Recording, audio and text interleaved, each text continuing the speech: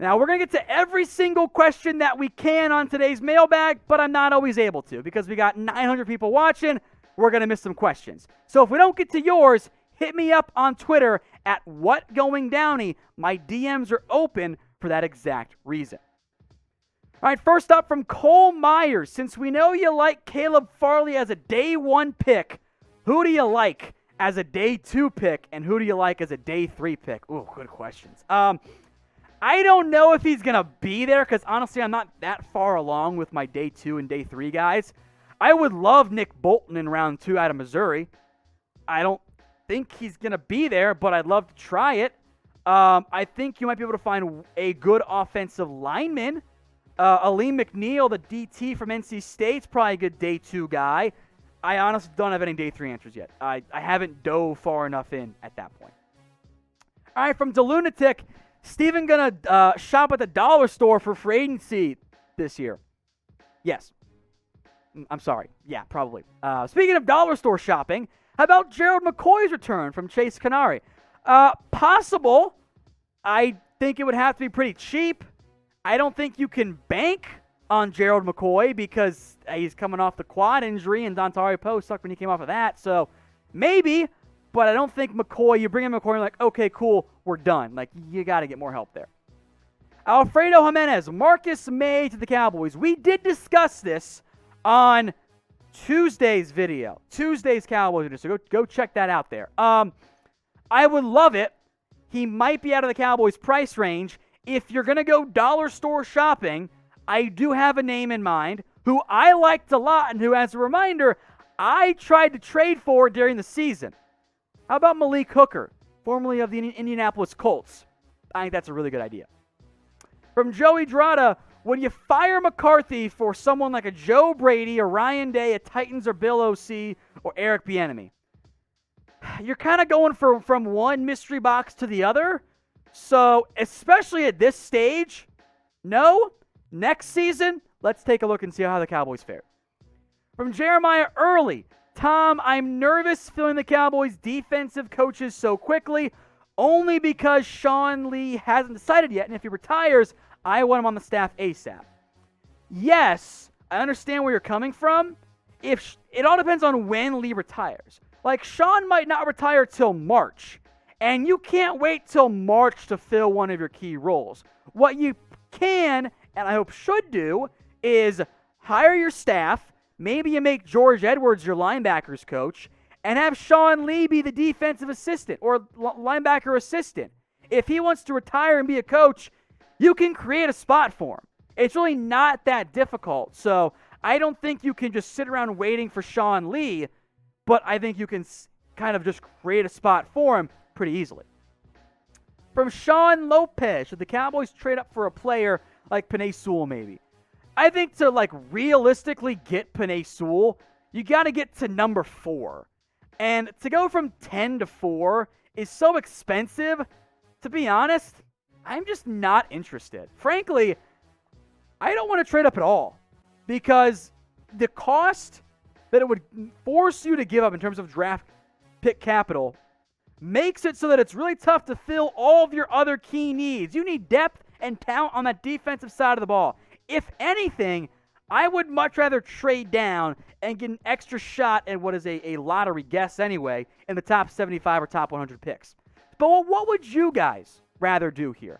I'm going to make this particular question the pinned comment on today's video. So if you get the ad break here on YouTube, scroll on down and type your votes in for me. It's U for trade up or type D for trade down. From King J, don't feel like any of the top defensive prospects are worth a top pick. Probably see them at the combine and separate the boys from the men. I can tell you right now that if you're going to use combine and athletic testing, you're going to love Caleb Farley. That dude's going to run fast. He is going to run fast. He's going to test tall and long, and you might like him a little bit more after that. I think Micah Parsons, by the way, is going to test pretty well at the NFL Combine, so just keep that one in mind. Now, once we get to Combine time, and really right now because I'm an addict, I'm going to have plenty of NFL draft discussion and talking points and answering guys' question on my Twitter. Hit me up at WhatGoingDowny. Again, we cannot get to every single question when there's 900 people watching live. There's just no way. So if we don't get to your question, let me know what you guys thinking or want to know about on my Twitter at WhatGoingDowning.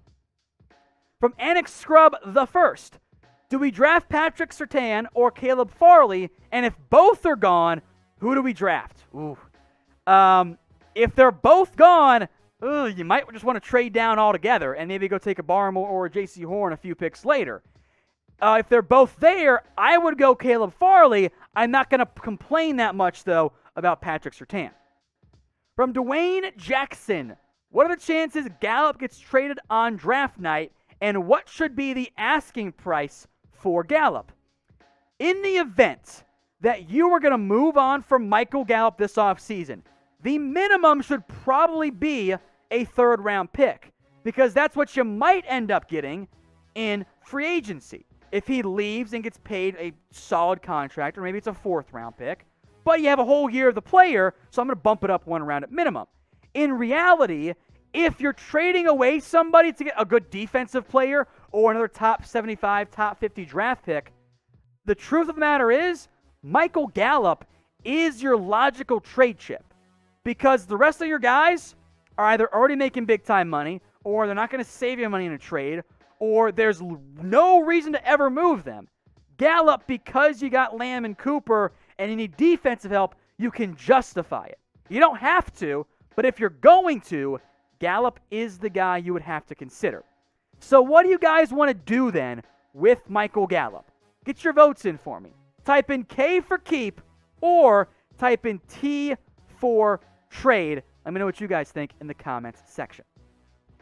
Bloodshots 54. Should the Cowboys get Desmond Ridder as a backup quarterback? They can't. Desmond Ridder, the Cincinnati prospect, actually going back to UC for one more year. So not this year, my friend. All right, Jason, how much impact will Quinn's addition have on the draft plans? I mean, at some level, you're just trying to always make sure you're marrying the coach's viewpoint, what the scouts are thinking. He'll have an input. Again, the 4-3, 3-4 defensive differences, blown out of proportion. Doesn't actually matter that much. I think in terms of what they're looking for, they know what Richard liked, but in terms of what they wanted in the cornerback spot, wasn't that difference from Quinn to Nolan. So I don't think it's going to be a major impact, but he'll have input. He'll want certain styles of players, but in the end, it's not like you're going from a 2004 era 3-4 defense to a 2004 era 4-3 defense.